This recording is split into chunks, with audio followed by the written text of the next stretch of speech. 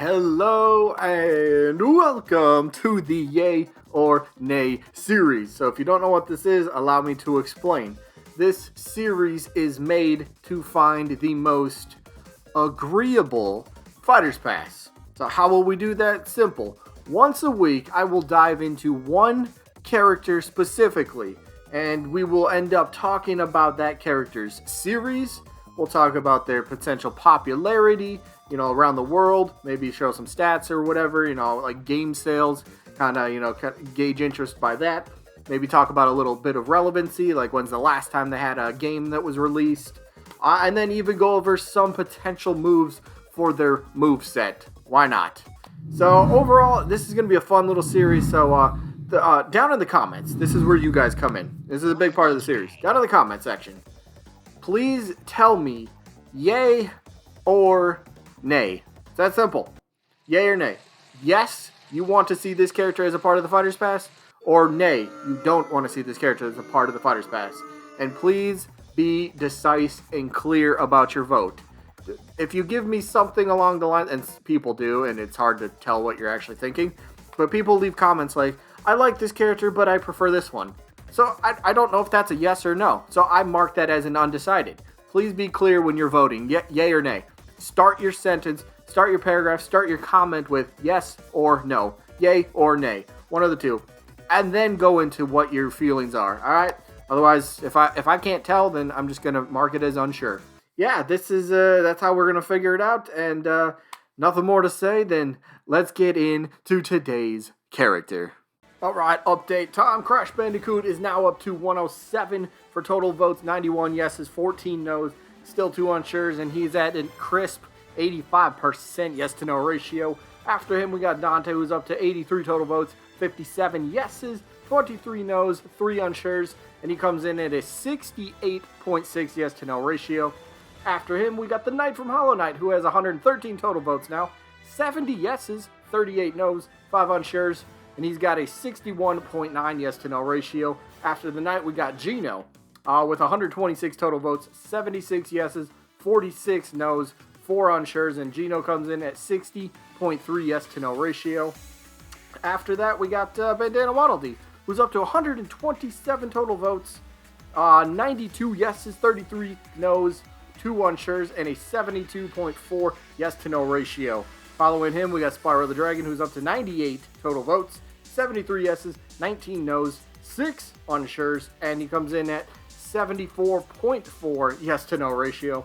Then we got Jonesy, Fortnite, 130 total votes, only 30 yeses, 97 no's, very close to 100, and 3 unsure's, gives Fortnite 23% yes to no ratio. After Fortnite, we got Shantae, who has 190 total votes, 155 yeses, 29 no's, 6 unsure's, so Shantae comes in at an 81.5 yes to no ratio. Following her, we got Sora, the Keyblade wielder himself, with 131 total votes, 96 yeses, 28 no's, 7 unsure's, and he has a 73.2 yes to no ratio.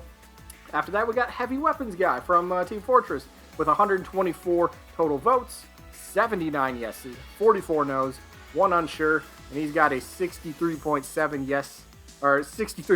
yes to no ratio. After Heavy, we got Rayman, who made some big moves this week. Rayman's up to 145 total votes, 118 yeses, 24 no's, 3 unsure's, and he's now up to 81.3 yes to no ratio. After that, we got Rex, who has 92 total votes now, 67 yeses, 24 no's, 1 unsure, and Rex, Pyromithra, they have a 72.8 yes to no ratio. And now last week's character, Ryu Hayabusa, comes in with 97 total votes, 66 yeses, 29 no's, 2 unsures, and he starts off with a 68% yes to no ratio. Now on to Dr. Eggman. Eggman Empire is here to claim its stake. Look, Eggman has gotten a lot of talk recently, ever since Sephiroth got revealed, right, a couple weeks ago. So the topic of conversation is villains, and you guys know me. I've been saying it since, before Smash Ultimate was even, actually came out. I said, I want to see more villains. I am one of the biggest, if not the biggest person that's claiming to see, I want to see more more villains. So let's just talk about that villain aspect, shall we? Like everyone's bringing up iconic villains. Sakurai himself mentioned it, which sparked more of a discussion. So like Eggman, most certainly is an iconic villain when you think about it, right? If anybody were to sit down and rank the most iconic video game villains, I mean, you gotta at least put him in the top 5, right? Like, I'm not saying he's the best villain, but he's one of the most iconic video game villains of all time. I don't think anyone could really dispute that. And if you try to, well, try again, because you're doing it wrong. But anyway, like, you'll see him often get paired to other video game villains, such as Bowser or Ganondorf, Sephiroth, obviously. And heck, maybe even, I think it's pronounced GLaDOS. The thing from Portal, yeah, that thing, yeah. But when discussing some of Eggman's stats, I guess you could say, he's just kind of he's his stats for, say, popularity, right? He's absolutely 100%. He's got the popularity nailed down. He has for decades, right? So let's talk about some other things here. Like when did he make his debut in gaming? He made his debut in the Sonic the Hedgehog game, which I believe released in 1991. For Sega. Now, yeah, Sega actually used to make consoles. Anybody actually grow up with that? Yeah, different times back then. Different times. But in the game, you would fight him as a boss multiple times. But the fun thing about the boss fight for Eggman was every time you fought him, it was a different version of him. It was a different take on a boss fight, which made him unique in his own right. It just, it could kind of really show off what he could do. If you were the one controlling him, what kind of attacks does he have? Don't worry, we will talk about those attacks in just a couple minutes. But, dude, Eggman, very versatile. You could be flying around in that Eggmobile. You could do boots on the ground type of deal, punches, kicks, shoulder tackles. We got all sorts of other fun gadgets he could play with. But, anyway, like I said, popularity, though, absolutely has that. Moveset, he's got that covered. And then he's got enough moveset left over to create an entirely another moveset for him. Like, he's got 2 different movesets you could really take from. So, easy, right? So, we got popularity, we got the moveset. Again, we'll talk about that and show off a couple attacks in just a minute. But what about relevancy? That's always something people like to throw around. Is the character relevant? Well, for Eggman's case, absolutely. Like, he's, like, almost every year we get, like, some sort of Sonic game. Whether it's, one of the mainline Sonic games, or like a spin-off game, maybe like the Sonic Team Racing, Sonic Kart Racing, whatever that game is.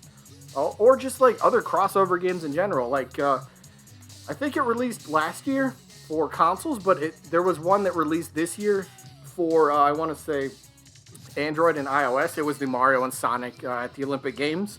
That did release in 2020, but I believe the console one did release last year in 2019. So, every year, Eggman seems to be put into, relevancy. It's not like he's disappeared and then came back. No, he's had a very, very steady presence throughout his history in gaming, right? So, yeah, we got that down. So, here's a funny thing, right? Since we're going by his debut in Sonic the Hedgehog in 1991, right? Well, this upcoming year's, what? Hopefully going to be 2021. We don't need a repeat of this current year. But, so 2021, what does that mark? It'll be the 30th anniversary of when Dr. Eggman made his debut in his, debut game, I guess. So, here's one of those fan theories. This is a joke, by the way. But here's a fan theory. Eggman's 30th anniversary is coming up, right? So that means he absolutely 100% is guaranteed to be playable in Smash Bros. Somebody better start spreading that rumor. It's like you heard it on the internet. It has to be real, right? Right? Please don't. I'm just joking. We don't need any more fan theories. They've been debunked. And every time okay, off topic, let's get back to Eggman, right? Get back to Eggman. If you're going to talk Eggman, I mean, you got to talk about the series he comes from, right? So, of course, we got to throw this out there very quickly. Eggman is from the Sonic series. And since the Sonic series has had a playable character since Brawl, so you get Brawl, and then you got Wii U, then you got 3DS, and now you got Ultimate, and yet we still only have one playable Sonic character, which is a little baffling, right? It's kind of strange considering Nintendo and Sega do work extremely well together. They collaborate on their own crossover game. So it's kind of like, does it feel like a little, I don't want to say disrespectful, but it just kind of maybe it feels wrong to a certain degree to have your longest continuously running third-party franchise with the Sonic series still only having that one character. It's not like they don't have any other characters to choose from. Like we're discussing Eggman. You can talk about Shadow. You can talk about Tails. You can talk about Knuckles. Like, they have so many potential possibilities. It's just kind of like, why do we still only have one Sonic character? You know, what's going on there? Just seems just a little strange in my opinion. But let's move on to the attacks. Gotta talk about a few of the attacks here. So maybe first up, maybe like a neutral special. Let's talk about his Egg Flame. Now this one, it's exactly kind of what it sounds. He's flying around in his Eggmobile, and then he's gonna fire out like a quick little burst of flames. You know, it's gonna do decent damage while being able to kind of continuously use it. Kind of like, say, Bowser or Charizard's Flamethrower for their neutral special. Kind of the same idea, but maybe, I don't know. Yeah, I mean, you've seen the clip, and we kind of know what it does, so that could be a fun little move for him. What about another one? Let's go the Egg Drill. Now, wherever you want to put this, that's up to you, but I'll say side special? How about that? Let's do side special. And by the way, all these attacks, I'm only doing a couple, but every attack that I'm talking about is going to be in his Eggmobile. If you want to check out his moveset potential that I did on him, where I talk about in the moveset video, or in his Eggmobile, and then his other stance where he's actually boots on the ground, that'll probably be at the end of this video, but feel free to click on that. But either way, back to the Egg Drill. For this attack, Eggman drives his Eggmobile, well, pretty much towards the opponent, whichever direction you input it. And then this could kind of be like a multi-hit. So like once the opponent hits the drill, maybe they will kind of get like sucked into it a little bit and they'll get hit continuously. Like if anybody plays with items and you know that drill item, when you fire off that drill, it hits the opponent a couple times and knocks them back a little bit, but it knocks them back into, you know, I guess the drill's path that it's going. So like it could be a multi-hit sort of attack, which would be kind of fun.